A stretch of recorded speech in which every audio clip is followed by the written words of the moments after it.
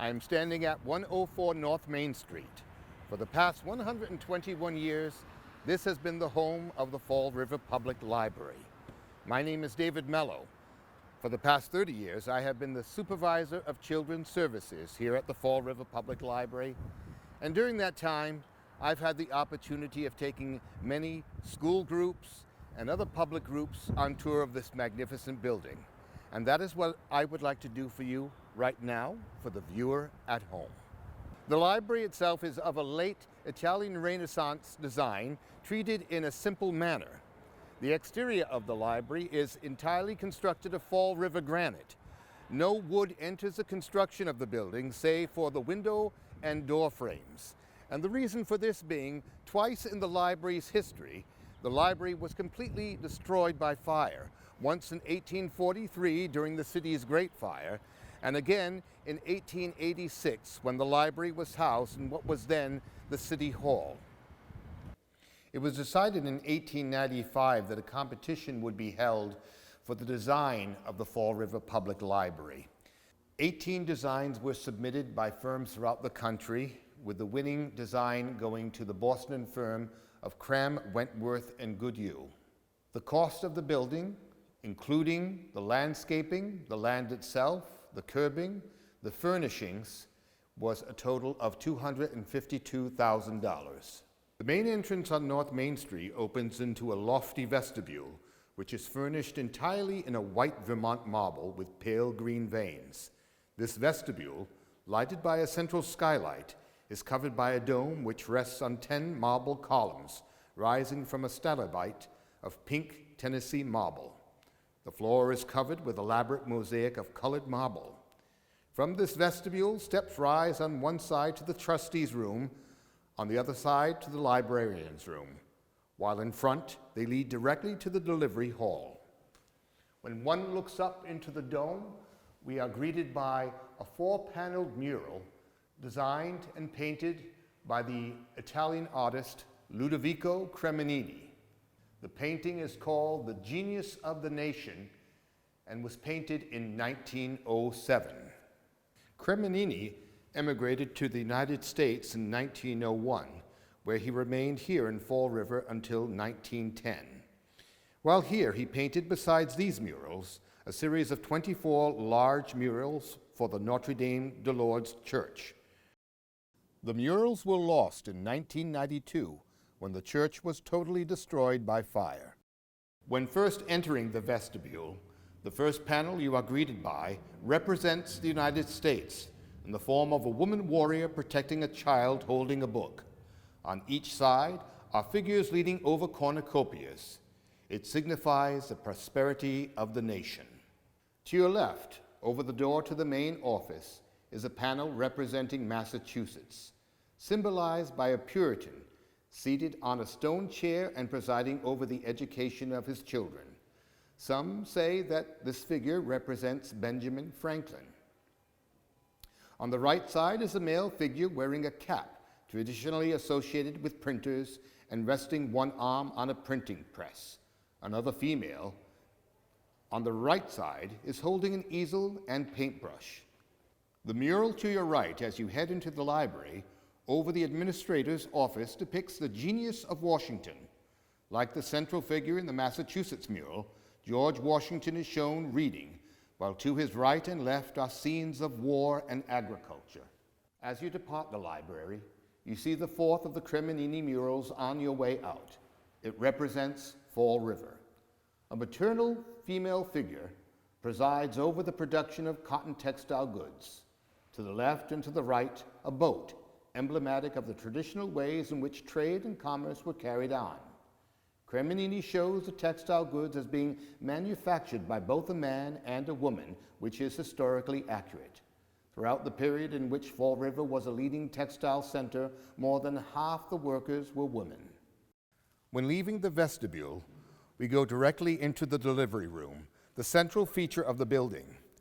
The delivery hall is 2 stories high and is lighted by a large skylight of rippled silver glass set in gilded bronze. The finish of the first story of this delivery hall is of pink marble. Located around the 4 monumental doorways are of purple Levanto marble. When one looks to the floor, we see this marvelously intricate mosaic, all placed in by hand, all of these tiny marble tiles, all intricately placed in a rather elaborate design. When one goes up above and looks down from the colonnade, we are delighted to see this beautiful, beautiful pattern. In the center of the delivery hall, we see this marvelous design. Now, this was originally a metal grating. Now it's filled in with a type of resin, but before it was an open grating that led down to the furnace. And back in the day, the library was heated down below by the furnace, and the hot air was distributed throughout the building by this gigantic, approximately 10-foot in diameter wooden wheel. It would spin around and just blow the heat up through the various vents located throughout the building, this being one of them.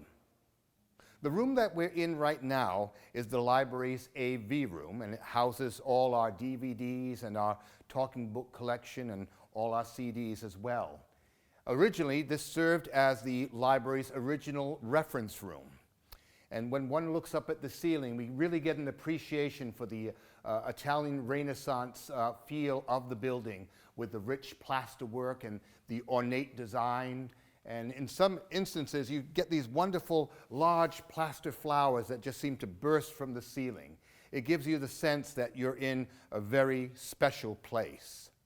Here I'm standing by one of the 4 yellow Verona marble columns that support the ceiling of the reference room. The fireplace as well is made out of the same type of marble. One of the interesting things about the library is, as you tour the building, you'll find a rich abundance of all different types of marble from all over the world, from Tennessee, from Maine and New Hampshire, as well as Italy. Interesting fact about the libraries. At one time, there were fireplaces located throughout the building. In nearly every single room in the library has it, including the original restrooms had fireplaces. But to our knowledge, none of the fireplaces, even though they're functional, were they ever really used. You can tell by the fact that they're so clean, there's no soot. Though not original to the library now boasts its own YA room. It's a welcoming center for young adults, filled with all the types of material that they enjoy reading. It's brightly decorated with posters and with murals. Originally, it was the library's technical services department. Every library book that came through the building came through this department to receive covers, library spine labels, and were entered into the library's catalog. We are now in the Fell Room, which houses the main bulk of the library's fiction collection.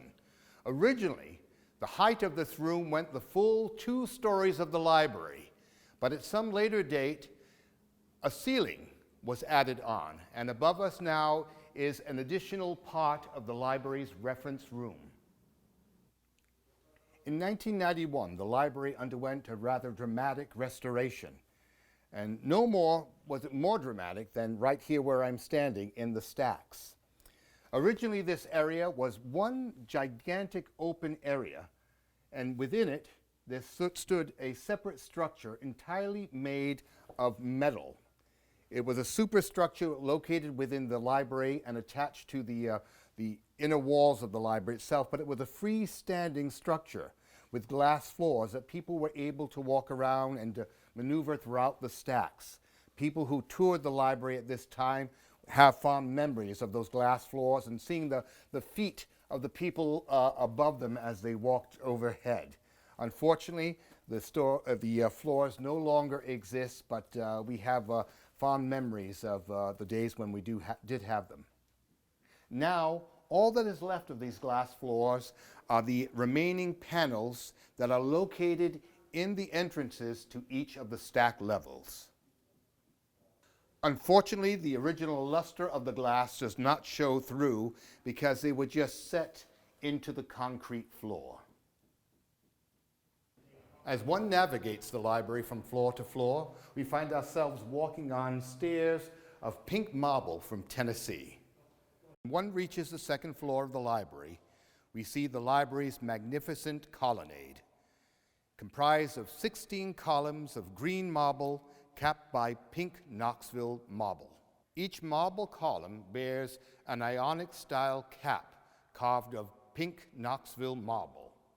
Surrounding the colonnade is a fine example of artwork created by the Fall River School of Painters, which flourished in Fall River in the 1800s. One of the leading proponents of this group was Robert Spear Dunning. Here we see one of his samples, Still Life with Roses. And in it, it is a wonderful example of the painter at his height. We see a still life of peaches and pears and grapes with a vase displaying roses in bloom. The painting above me is called Marconi. It is painted by Mary Elizabeth Macomber. She was also a member of the Fall River School of Painters at a time when women painters were not necessarily supported as much as men and were kind of frowned upon. It was kind of looked on as being a men's profession, to be a professional painter. But she went on to have an extremely successful career and later had a studio located in Boston, Massachusetts. Several of her examples were shown at World's Fairs, and unfortunately she died a very young death. Another fine example of the artist's work is this particular piece, Memory Comforting Sorrow, done in the style of the Pre-Raphaelite painters. It happens to be one of my favorite paintings in the entire collection. The library has many fine collections that it exhibits from time to time, but one of its more permanent collections is the Mineral Collection, donated in 1920 by James Manchester in memory of his wife, Florence Pilkington Manchester. At the time of its donation, it was looked upon as being one of the finest collections in the world. Here we are in the Davis's reference room. Originally, the reference room was located on the first floor, but at one point it was later moved up here to the second floor of the library. Off the Davis's reference room, we find the Ryan reference room, which houses additional materials, as well as microfilm readers, where one can view copies of the Fall River Herald News on microfilm dating back to 1826. It was the original intent of the library that the second floor would always house a collection of artwork, mostly represented by the Fall River School of Painters, and that the first floor would be the library itself. With the renovation in 1991 came the addition of the Fall River Room, which houses a collection of rare books on the history of Fall River and other subjects, of which there are few or even just one volume in existence. Old maps showing the city in its infancy can also be found here. When one visits the second floor colonnade, one should always check out the special exhibit of antiques from the Fall River Public Library, showing wooden telephones, wooden typewriters, and simple sign-making machines that were used in the library during its day. Now here's a view you won't get to see if you visit the Fall River Public Library on your own. Here we are in the attic of the library looking down through the skylight. And here we get a view of the bronze frame and the skylight itself with all the multitudes of pieces of silver stippled glass. At the time of the renovation in 1991, each of these panes were taken down and thoroughly cleaned and then reinstalled. And it was at that time the people who were doing the restoration work estimated the cost of each single pane being between $75 and $125. We're now inside the children's room. When the library first opened up in 1899, there was no children's room.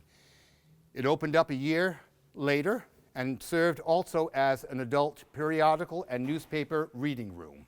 Today it is a very active department with reading programs, contests, and an annual summer reading program that's enjoyed by children throughout the city.